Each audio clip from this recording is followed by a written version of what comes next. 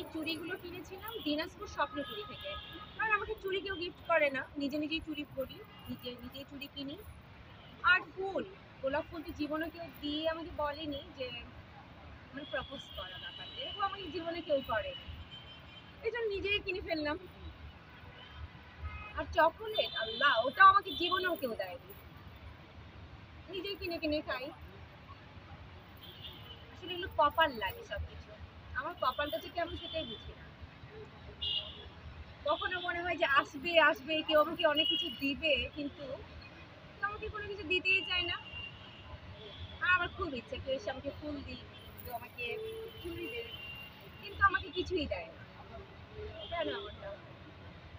নিশ্চয়ই আপনাদের অনেক কিছু, আপনাদের প্রিয় মানুষ বা কিছু আছে না যে গিফট করে, কিন্তু আমাকে কেউ করে। অসহায়ের মতো কিন্তু বসেছিলাম, একটা খালা এসে আমাকে বললো যে আমি ফুল নিবো কিনা। না, আমাকে এমনি এমনি ফুলগুলো দিল। তারপর এমনি এমনি নিই, কেমন করে টাকা দিয়েছি। আর ফুলের গন্ধ শুনতে আমার অনেক ভালো লাগে।